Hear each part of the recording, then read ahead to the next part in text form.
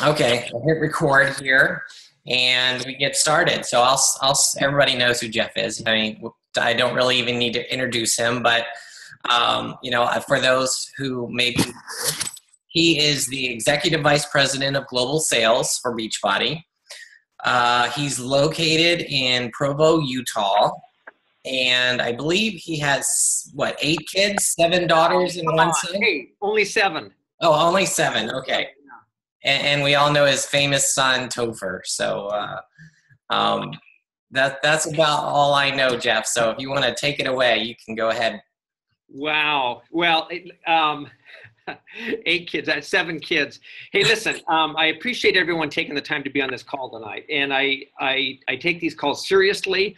I know that you guys have choices. You could be somewhere else. This is that crazy time of the season where, you've got more things to do than you can shake a stick at. So I have an end in mind, kind of a purpose for this call, and just so kind of hopefully that as I start navigate this and get to the end of it, that we'll kind of meet up there together. And Greg asked me tonight to talk just a little bit about leadership and what that looks like. And so as we talk and as we get off this call, if I could take my magic wand, okay, and I could wave that over all of you, each of you.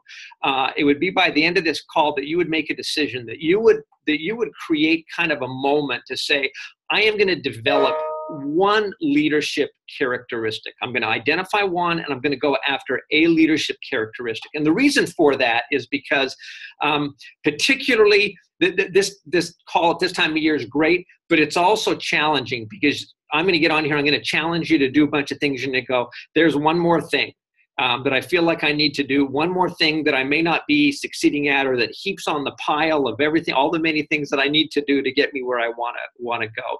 So I want to just have you identify one piece that can help you. So I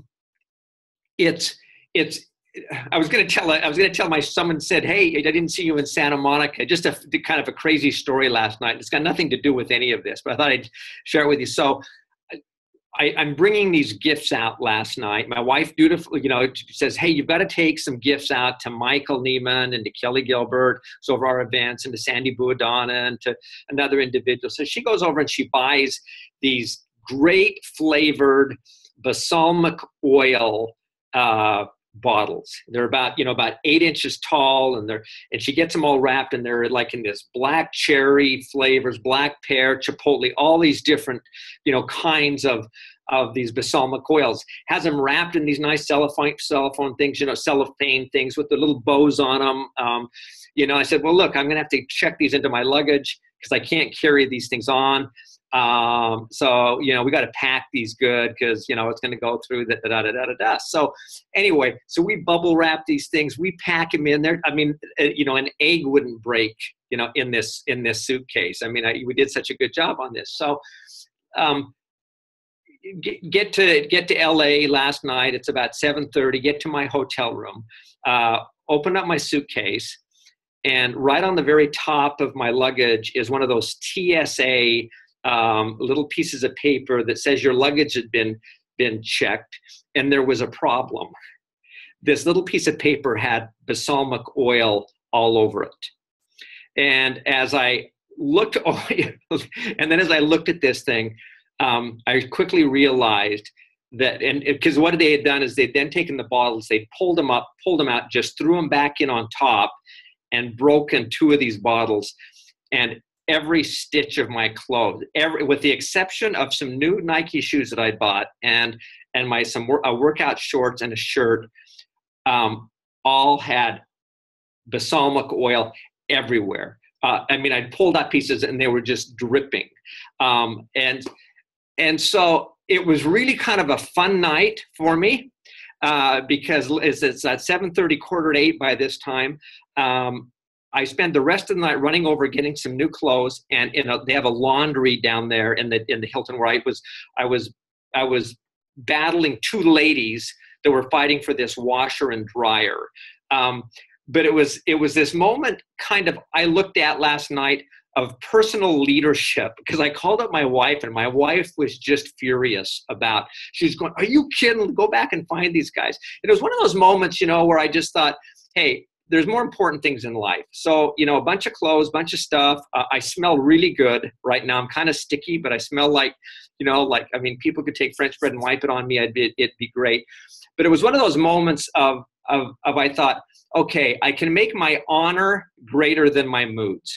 Okay, I can make my honor greater than my moods, because I was kind of ticked, but I just thought, I can let this take me. I can let it kind of be one of these little tiny defining moments for me, or I can take it, I can make it kind of a fun moment, laugh about it, and I got to know where a washer and dryer were in the DoubleTree Hilton, in Santa Monica, and two ladies now that I'm best friends with. The reason I even share that story, this isn't one of those big moments, but it's one of those small things that leadership is created in your life. And it's created by laying brick on brick. There's a great story of an old man, or of some tourists that go through this. I don't know if it's a true story or not, but it makes the point of some people that are walking through an old city in Europe. And they see all these beautiful cathedrals and, lots of history there, incredible vistas, all this kind of stuff. And these tourists walk by this old man who's sitting on a bench, and they say to him, wow, this is such an incredible place. They said, were there any great men born here? And the old guy just kind of rubs his chin for a second, looks at him, he goes, no, only babies. And the point of that story is that leaders aren't born. Leaders are developed. And there are some identifiable. Can you hear me okay? I feel like I'm getting some reverb on here. Yeah, let me find out who that is. Yeah, everyone mute up, please. Okay, I'll just keep going. Okay. But the piece is as you look at it, leadership shouldn't be a daunting thing. It should be something that you look at and you say to yourself, okay, how can I develop? How can I lay a brick of leadership, so to speak, in your life? I remember a great question. Before I came into this industry, I've done a couple things in my life. One, I practiced law. I went to law school, practiced law for 8 or 9 years. I left the practice of law and I went to a company called Covey Leadership Center, Franklin Covey, and it was all about organizational change, leadership development. And it was a great time of my life, just kind of learning a lot of the principles of leadership and what they look like. But there was one question that I think is a phenomenal question that always gives me great pause and kind of one of those moments of truth. And it's this. And so I'd ask you to write this down and think about this. Why would anyone choose to follow you? Okay. Why would anyone choose to follow you? What are the characteristics that you possess? What are the skill sets that you possess? And I remember when I was asked that question, and it was in a class, and it was one of those private moments. But it was a moment of truth for me where I had to sit back and say, okay, really, why would anyone choose to follow me? What do I offer to them, to the world? How do I elevate them? How do I inspire them to pull more greatness out of them, to take them to a place they've never been before, to realize more potential in themselves? Why would they choose to do that? And it's one of those questions I ask myself often, because I find that also that I have to continue to reinvent myself. I have to continue to develop new skill sets and new abilities as business changes, life changes. I've got to continue to do that. So one of my favorite books in the world, and forgive me if some of you have heard me talk a little bit about this before, and some of you have probably read this, is Good to Great. It's a book by Jim Collins. It's a business book. It's been around for probably 20 years. Jim Collins is a great, he's a consultant, done a lot of some very interesting books. And it's a book about, just bear with me for a second. It is a book about organizations that have transformed themselves, have taken themselves from what they would consider to be good organizations to great organizations. And they do that by a bunch of business metrics and financials and things that have sustaining power that doesn't matter for purposes of our discussions. But why the book is so intriguing to me is that it is not a book.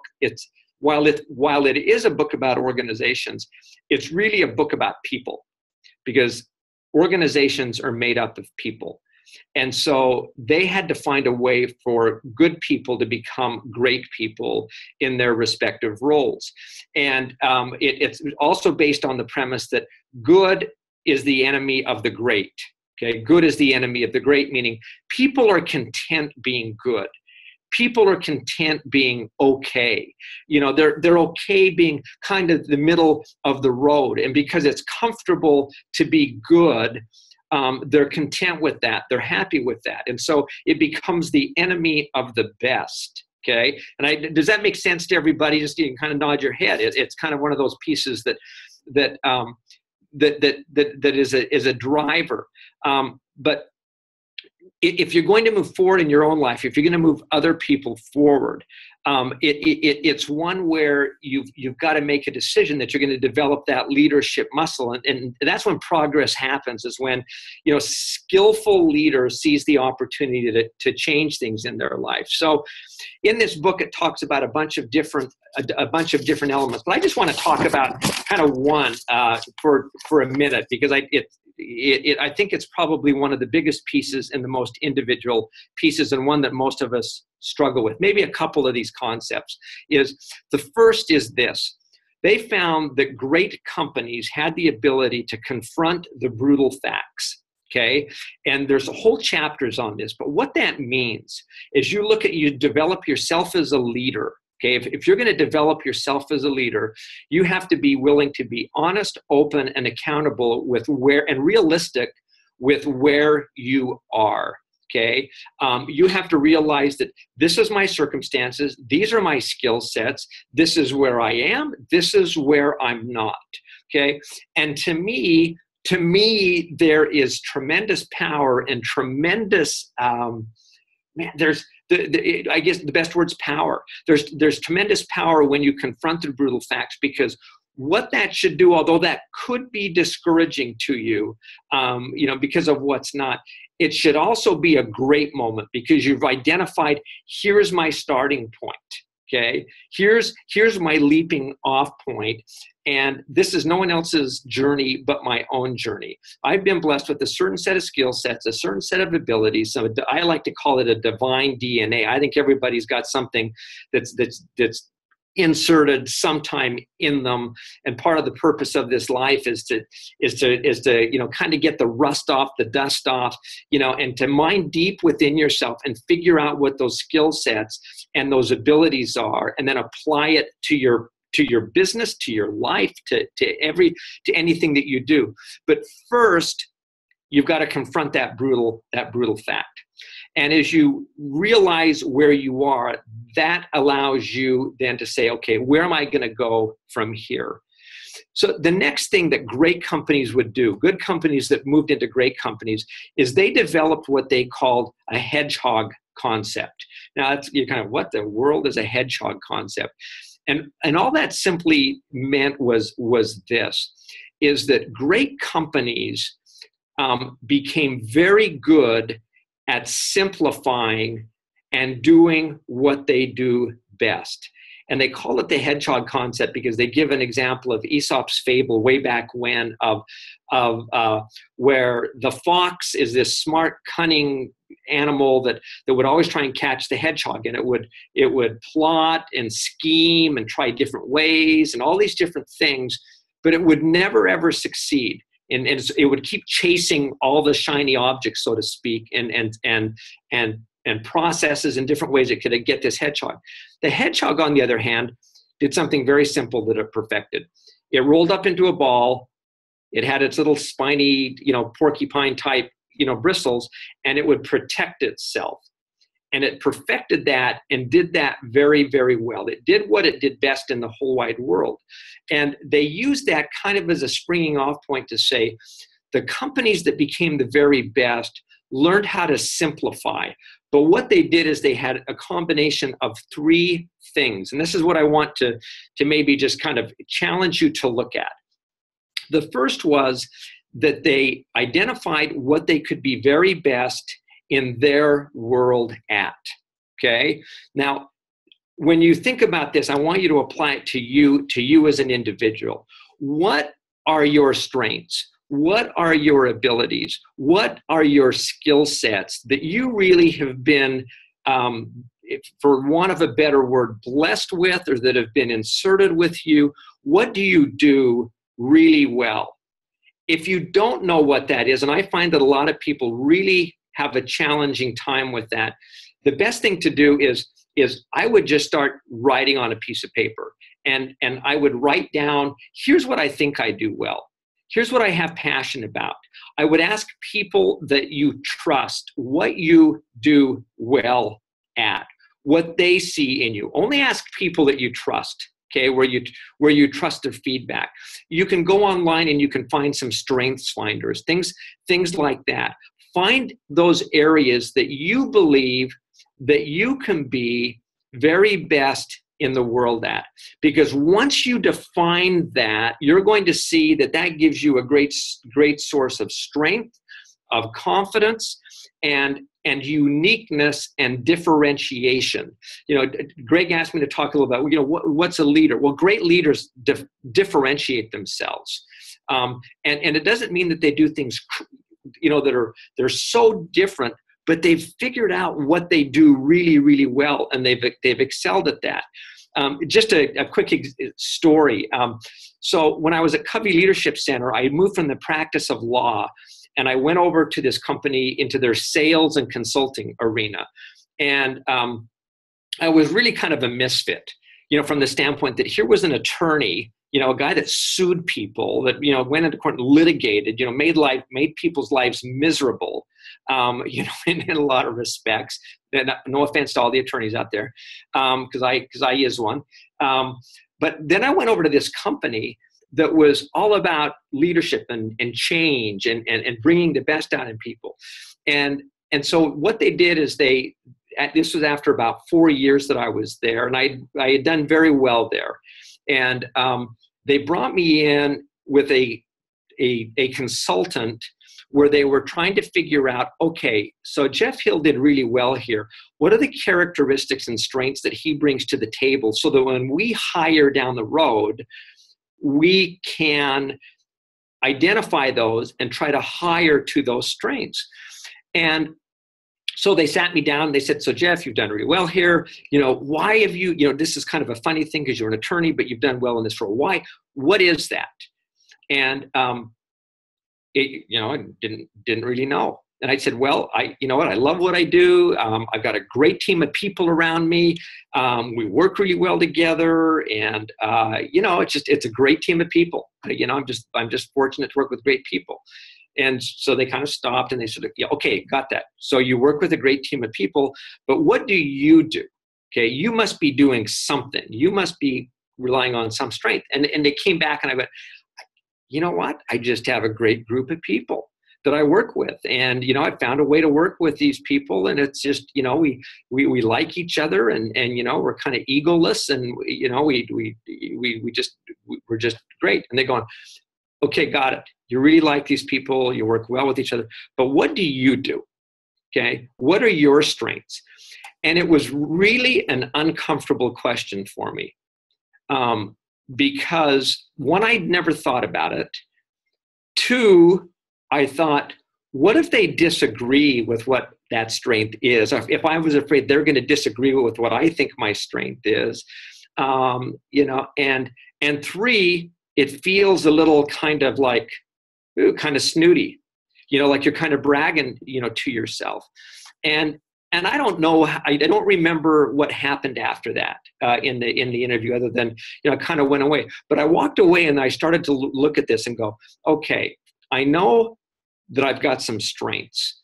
And as I went out of there, I went back and I thought, okay, what do I do? What is the skill set, a strength that I bring to the table that is able to pull teams together, pull the best out of these teams, take the ego out of the equation, and create great results consistently? I must be doing something right. I must have some kind of a skill set.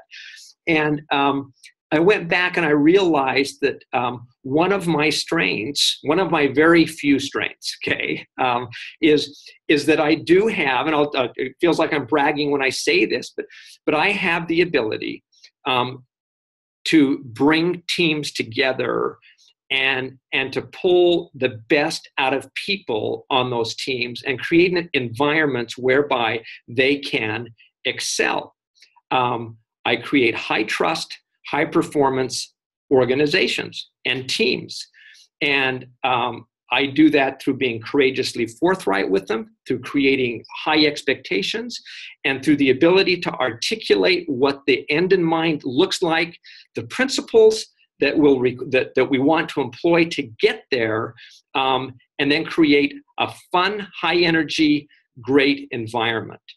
And I say that, and it's when I realize that I've got that strength, it's one that gives me confidence as I put teams together, as I bring people together, and that's been manifest from the standpoint that people have come with me and followed me. And so, the only reason I share that very personal example, and it's one you have to continually work on, is because once you can identify that, you can leverage that in your personal life, in your professional life, and in the things that you're doing. So my first challenge to you is take the time to identify that strength. Now remember, this is part of the hedgehog concept, and there's three pieces of this. The first piece is, what can you be? I've got my hands up because that's a circle, okay? The first piece of this is, what can you be best in your world? The second piece is, do you have great passion about that strength, okay? Do you have a great passion about becoming the best in your world at that? Okay, and there's going to be a third circle that's going to qualify this from a business standpoint, because you can be the best in something in the world, but if you don't have great passion about it, it's never going to be a driver for you. Okay, it's never going to be a motivator. It's going to be a drainer versus something that you want to do. I happen to love people. I love leadership. I tend to be a person that loves to get results and kind of is goal oriented from that standpoint. But I love the idea of working with people and seeing people develop and change and getting the very, very best out of them. So it just so happens that one of my strengths overlaps with this great passion I have about people. The third piece, and so companies have to have passion about what they do. The third piece is does it drive your economic engine? Okay, can it make money for you? And now I'm talking really about your Beachbody professional part of the business. So for me personally, it's a situation where I look at this and I go, I've got this strength. I love this part of people, but how can I make this part of the business, of the Beachbody business or my professional career so that it makes money? And to the degree that those overlap, to the degree that you can bring those three things together, okay, that's where you have the ability to create tremendous results, not only tremendous results, but tremendous satisfaction and fulfillment. Now, just as a side note, and this is about Beachbody, as I consider who Beachbody is about being a leader, okay, in this industry, I look at us and I go, okay, so how does that apply to the hedgehog concept? Okay, do we fall into that? And we've got so many things we've got to work on to get better and to do more and refine, and I totally get that, but I look at this and I go, we can be the very best. In fact, I believe we're probably the very best in the world at providing home fitness solutions for people to change their lives. I think we can be the very best in the world, and I think we're right up there right now. The second piece is we have tremendous passion around helping people create results in their lives. Real results in their life, unapologetically helping people get real results in their lives. And the third piece on that is, does it drive the economic engine? Can you be profitable in doing that? And I look at us and I go, yeah, you can make money doing this. And so can so many other people in doing that. And so to the degree in your life that you can create your own personal hedgehog concept of what you're best in the world at, what you have passion about, okay, and what you can make money at, okay. In the middle of that, in the intersection of those three circles, if you were to draw those three circles and have them be concentric or overlap, in the middle there is the opportunity then to create what you've probably all heard as the BHAG, the big, hairy, audacious goal. Okay, the piece that's going to make you, that's going to motivate you, that's going to inspire you to do great things. The big, hairy, audacious goal is that kind of that goal that, when you wake up in the morning, it's kind of sitting there over in the corner, with those bright eyes and saying, here I am, come get me, come challenge me, conquer this thing. And when you go to bed at night, you're thinking, okay, here it is. This is the thing that inspires you. And if you can identify that, and I would just say, again, I'm going to apply this to your Beachbody business. That big, hairy, audacious goal might look like, it may be rank advancement. And rank advancements, I'll be honest, is cheap, right? That's kind of a milestone. But what the big, hairy, audacious goal might look like is financial security for your family. Okay, what that means is the big, hairy, audacious goal is I'm paying off that Visa card or that Amex card. I'm paying that car off. That may be a big, hairy, audacious goal for you. It may mean paying off the mortgage. Okay, whatever that is, that's got to be at the center of what those goals are and of that hedgehog concept that you're applying and that you're going after. Now, the bottom line on leadership is that we search for definitions on this all the time, and we go, okay, what does it look like? Really, what is it? And Greg's heard me share this before, but the best definition that I have ever heard of leadership is this, okay? And I learned it when I was at Covey Leadership Center. Leadership is creating results in a way that inspires trust. Leadership is creating results in a way that inspires trust. Now, let me just break that down for a moment. And if you think about that definition, and if you think about why would anyone choose to follow you, I promise you that for sustained followership and sustained leadership, that people will only follow you when you are creating results that inspire, that lift, that motivate, but also that does it in a way that inspires trust. Short term, people may follow you, but if you violate trust in the long term, soon they won't follow you. Trustworthiness is made up of two things. It's made up of character, okay? The ability to act with integrity, to do things right, okay, to do things with conscience, okay, and with vision. And I think conscience is a big piece of leadership. It's the thoughtfulness. It's the ability to do things right for the right reason. You could look at a Hitler and say he was a great leader.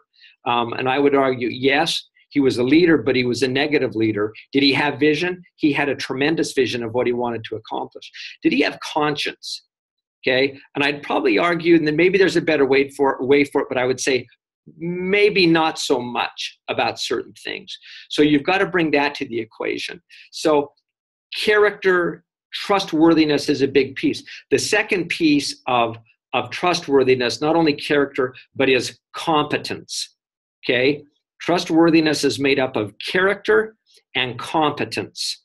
Okay, and what that means for us is it's not learning the tricks of the trade, it's learning the trade. Okay, it's making a decision and committing to learning the skill sets and the abilities to do your trade well. As you look at any professional that be it, you can take your traditional professions of doctors, lawyers, but pick your profession. The people that you trust are those that have experience, those that have proven themselves, that have established themselves. And for you as a leader, your goal should be to become as competent in this profession as possible. And that may mean investment on learning how to invite, how to close, how to communicate, what our products are, and really what the ingredients. I mean, you can pick a bunch of things, but if you were to look at this and say, how do I become more competent? Those are the pieces that you need to drill down on if, in fact, that you want to become a better leader in your organization, and within. And the first goal, obviously, is to lead yourself, right? Is self-leadership. One of the other, and I'll start to wrap up here, Greg. And then if you want to ask some questions, you can. If you want, that'd be great too. But one of the other pieces that brought kind of meaning to me at Covey Leadership Center when we talked about leadership is they introduced a theme that was called a maturity continuum. And that's fancy language, right? But from a leadership standpoint, they said, so, really here's what happens. People start out as being dependent. And you think about coaches or maybe even you in your business, okay? The first level of maturity in a business is they're dependent. They have to be told what to do, how to do it, when to do it, the things to be done, okay? What we are trying to do with new coaches and with ourselves is to mature ourselves to the point of becoming independent, okay? Where we have the skill sets, the competency to operate on our own, kind of on our own, to be self-sufficient, to get things done. But there's even one higher law, and this is where I think that great leaders develop the ability. Most settle at independent, but the highest level is to get to a point where you're interdependent. And what that means is that you have at that level, you've developed the skill sets, you're independent, the ability to work on your own, but it also takes you to the next level of your ability to work with others, to create synergistic situations where you're so confident in your own abilities that you're willing to listen to other people and to take their ideas, that you're not challenged by what their ideas is, or what their ideas are, rather. There's an absence of ego because you're confident and comfortable enough in your own abilities that you can then glean from others and create this synergistic communication and abilities to create better solutions and opportunities. And I think that's where a great opportunity for leadership is. So as you look at yourself right now, you may want to also start to look and say, where am I on this continuum? Am I dependent? Okay. And that's okay. It's confronting the brutal facts. The next level then is to say, okay, have I got to that state of independence? What does that look like? What are the skill sets? And that next level is interdependent. So here's maybe a way for you to kind of visualize and pull this stuff together a little bit. One is I would first look at that hedgehog concept and primarily your strengths. But if you were to design a leadership avatar, okay, kind of that model, that person, okay, or the you, that had those leadership skill sets and abilities, what would that look like? And to me, it was really helpful when I started looking at going, okay, there's the model, the avatar. Maybe there's better language for that, but someone was sharing that concept with me the other day, and it just kind of hit me, and I thought, that's such a great way to look at it because it becomes identifiable. But what does that look like to you? And then the piece is that, all this talk is cheap, right? It plants a seed, it gets you thinking, but then you've got to go out and you've got to jump. You've got to go out, and there's another quote I love is sometimes you just have to jump and build your wings on the way down, because that's where you learn. That's where you start to develop, and that jumping, is really kind of a scary thing. But as you guys all know, that's where the growth comes. So go out, figure out what your strengths are, and then create some quick wins, some easy wins that give you confidence. And you don't have to go big. You don't have to jump. You don't have to jump off the tallest building. Okay, but you do have to jump. You do have to push yourself. You do have to develop yourself, in this arena, because that's where the growth comes. And the piece is, Greg said, and how do you asked me to say, or to speak to, and how do you create a followership of other leaders? Well, I'm not going to really go into that other than to say this concept of you can't lead people beyond the level that you've developed within yourself. Okay. And there's probably a better way to say that, but it's that, why would people choose to follow you? Because I think most people have an innate desire, ability that they want to improve. They want to be led. Most people do want to be led. They're looking for leadership, but they look up for leadership. They don't look down for leadership. They look up for leadership. And so as you look at why would people choose to follow you, are they looking up at you, and what are you offering? And you may not have everything that you've got right now, but it's there. So maybe just a quick closing, a story that one of the things that I love to do is to look for leadership wherever I am.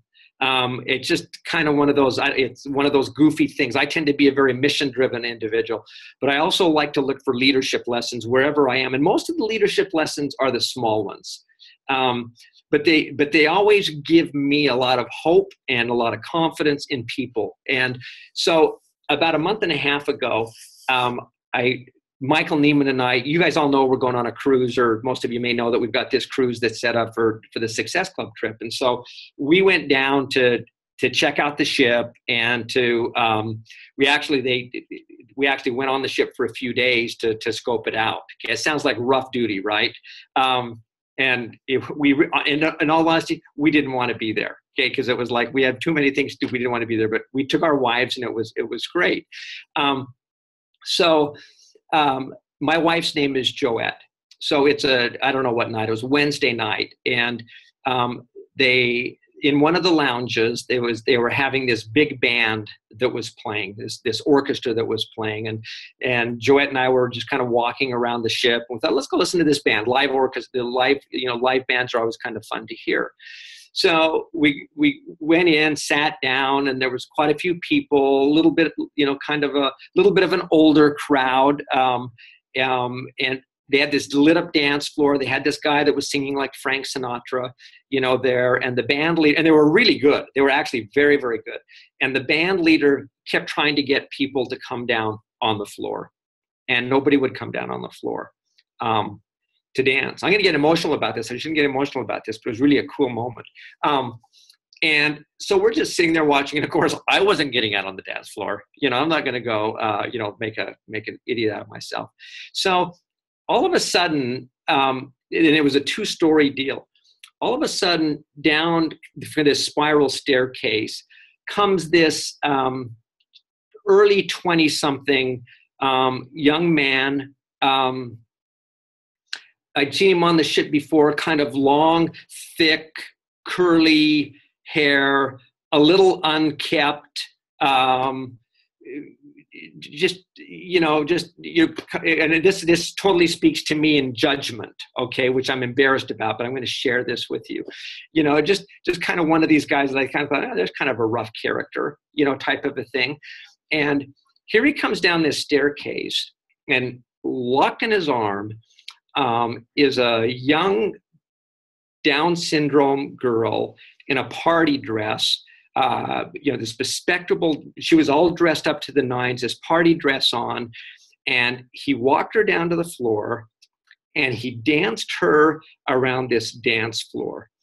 And there, in his mind, he was making this, I don't know if it was a sister, a cut, what the relationship was, but this young woman was in heaven. She was the princess of the ball. She was putting her hand up, she was spinning around, and her smile was from here to here. And this guy made her just the focus of this whole dance floor. And I mean, literally, Joette and I just sat there and watched this, and we just thought, we are experiencing a magical moment right now. Here is someone that, that embarrassingly, I'm kind of going, There's kind of a rough character. Where this guy, I thought, took leadership, in his hands, and what could have been someone that discouraged everybody else was willing to jump, was willing to go down there and push himself and create a moment, okay? And create a moment that certainly inspired me and inspired everybody on that ship. Here's my point. Leaders create moments, okay? You have the opportunity to create moments. You have the opportunity to witness moments around you. They don't have to be creating world peace, okay, to create that muscle and to build. They could be as simple as walking down the staircase, as doing something small, but it's creating that quick win and creating a moment for somebody and leaving a mark on their lives. And my promise to you, as you do that consciously, that those moments will build, your leadership will develop, okay? Your confidence will develop in yourself. You will be willing to take greater risks. You will be willing to take smarter risks. The results that you get will be greater. You will be willing to hang in there and be more consistent in the things you do because you're willing to try something and then rinse and repeat and try it again until you get it right. People will see you.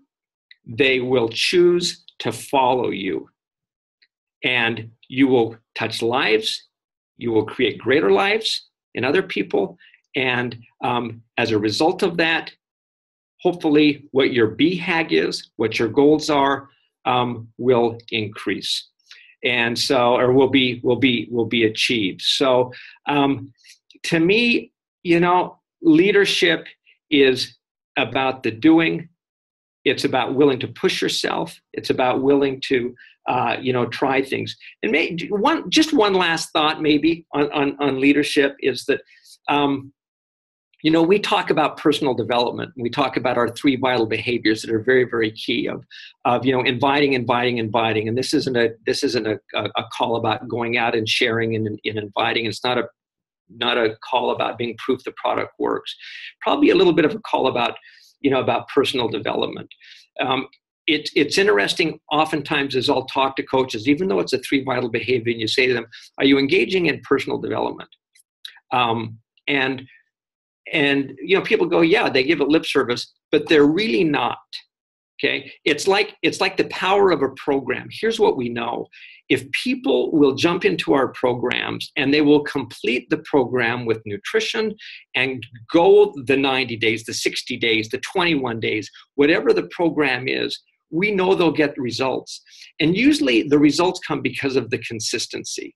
Okay, that's where the transformation comes. Okay, is because they've been consistent in applying, applying those principles. Personal development's the same thing. You've got to be in it like a program. You got to be in it consistently.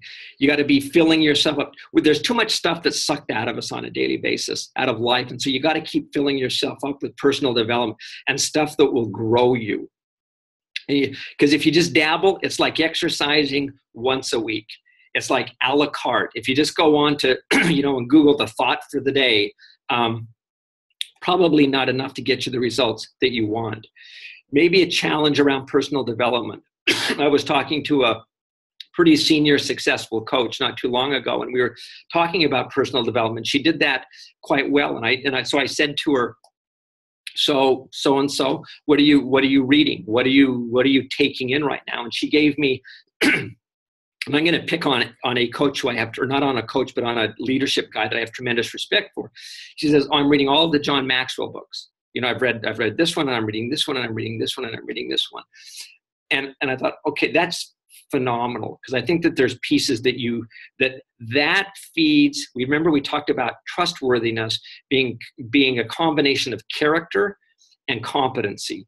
Okay, that book, those kind of books, are driving and helping you shape character. Okay. Part of leadership, part of personal development, I believe, needs to be the competency standpoint.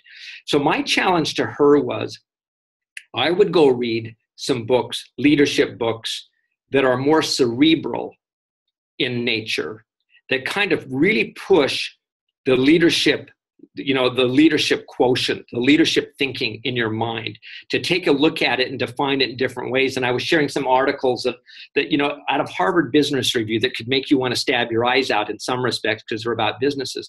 But on the other hand, there's some pieces in there that are so great about leadership. Two I really love. One's called In Praise of the Incomplete Leader. Another one's called The Crucibles of Leadership. And they bring together these pieces that start to speak to you about what leadership is, in addition to the character element of what leadership is. And as you start to understand some of those more intellectual aspects of it and the skill sets of leadership, those become part of your personality and your abilities. So one of the challenges as you engage in your personal development, I would mix in more than just the Eat That Frog, the John Maxwell's 21 Laws of Leadership, and I'm not dissing those. I'm really not dissing those because I think those are very key. But I would mix those other pieces into the formula if you're real intent on developing yourself as a leader. I'll just end with this. I love what I do. I love who we are as a company. I think those that develop themselves and continue to grow, I am so bullish on who we are. And the future that's here. As I was flying out to LA last night, the lights were down, the sun had gone down, and as I looked out there, I just thought, we have 400,000 coaches.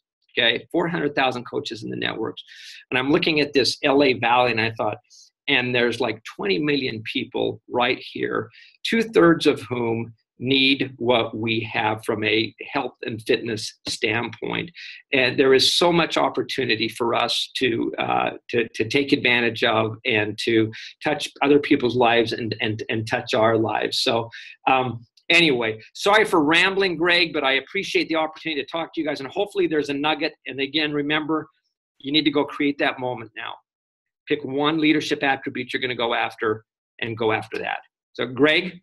Wow. Thanks, Jeff. I took several pages of notes. I'm sure everybody else did too. The thing that I got was, I'm going to go, write down my strengths, and try to develop those more.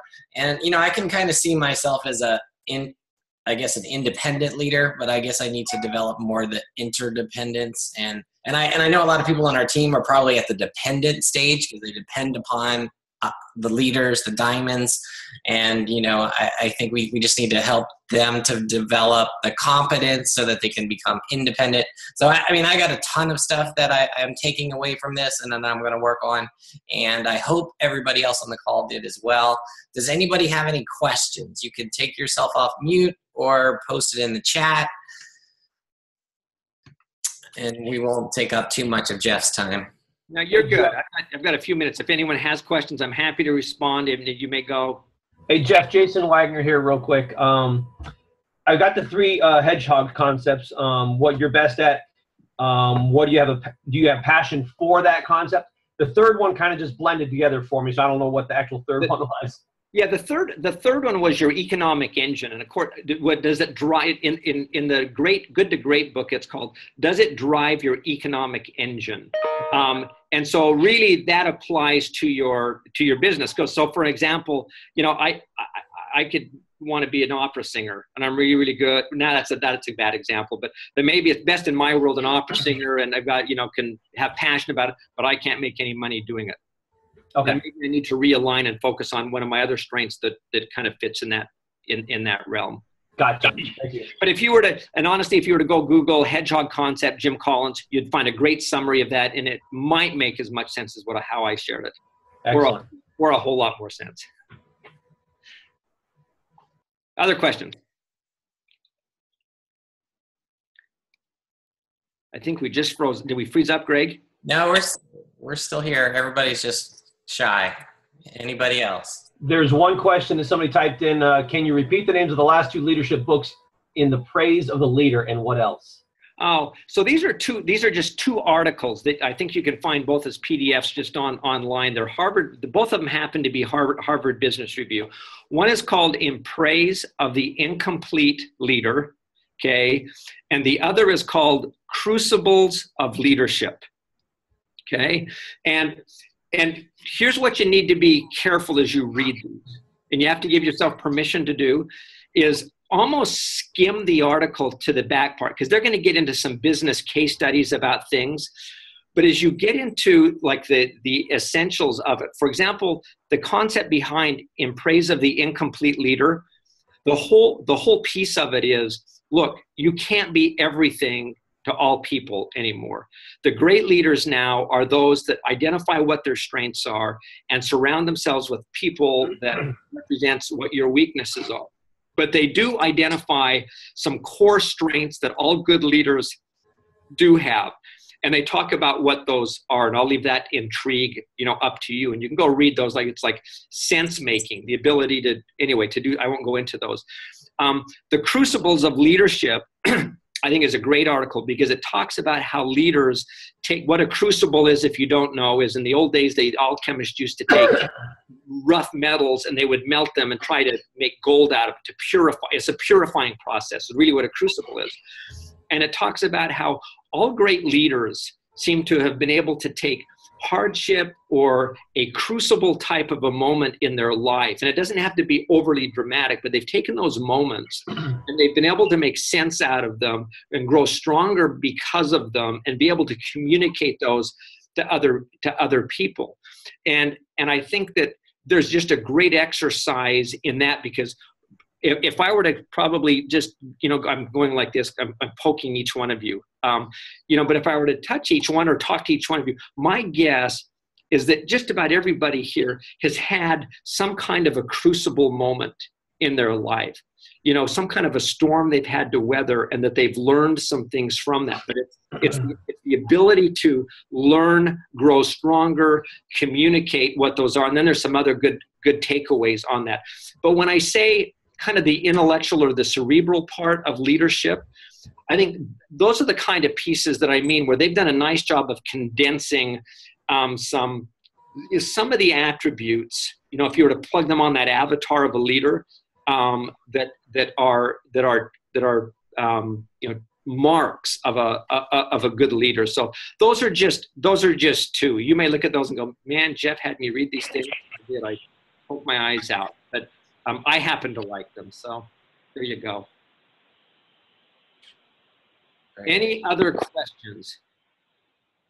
Thoughts? Nobody wants to know anything about Beachbody. Hey, John. David? Hey, how are you? Good. Yeah, I think, looking back through my life, with the three areas that you talked about, what we need to identify, and that is so true, because I was a nurse for 18 years, and I remember that back in the beginning, I had no skills in the nurse field. As a new nurse, you fumbled around, kind of like I'm doing now within Beachbody, and trying to find my way. But eventually, over time, I became, a leader within that industry, within the field that I worked, where, people were coming to me for help and insight, just because of the time that I put in, and my competency skills were probably, as high as, anybody new to the field. But just over time, I developed this leadership, and that takes a lot for me to even say that I developed leadership. And so I had a great passion for what I did, but then the downside of that is I eventually lost my passion, which caused me to leave the field. And so I can see the passion within this, as you couple those three things, that the passion, because for my own health, as it's getting back on track, and health of my loved ones. And so you really struck a chord, and you did good tonight. Well, I don't know that I did good, but I appreciate that. But it's, most of the time, it was interesting. I was like, every Wednesday morning I have a call with Carl.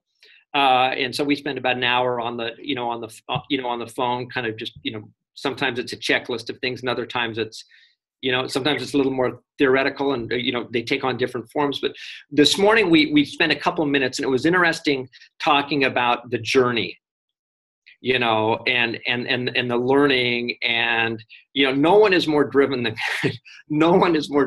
Carl, and focused on where we want to go. We were talking a bit about the vision of where we're going and who we are, what we won't compromise, how we're going to get there, what that's going to look like.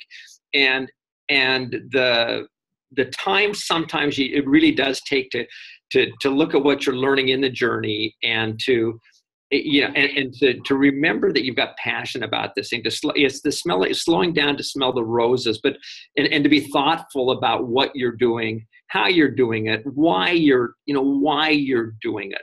Our goal as a company is we have our own goals, right? But from the standpoint of people, we want to help them achieve their goals, to live healthy, and fulfilling lives. That's what we want you to do. That's what we want to provide a vehicle for you. And if this is it, man, then grab the thing and run. Okay.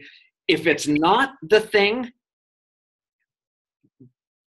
run somewhere else. Okay. I mean, I'm being very serious. If this isn't it, man, life is too short. Go after something that scratches that itch, that gets that sweet spot in your life, but take the time to figure that out and then go after it. That's the deal. So anyway, Mr. Armfield, we're going to run out of time here. Yeah, I think we should go ahead and wrap up. And I think we all thank you very much. Thank you for your time. Thank you I know you're at corporate headquarters and it looks like you're in a conference room there. So we appreciate you, taking the time out of that and coming to talk to our team. We greatly appreciate it. My pleasure. I wish you'd invite me out there sometime, Greg. I'd love to come out there. Where? DC or what? Yeah. Anyway, that's a side joke. Greg's I invite you every quarter to come out here. Yes, we're breaking up. Yes, you finally got us Carl, so I'll forgive you. Yeah, I did that. So anyway, all right. Hey, thank you, everybody. Have a great night and a great holiday season. All right. Yeah. Thanks a lot. Okay. Bye-bye. Bye.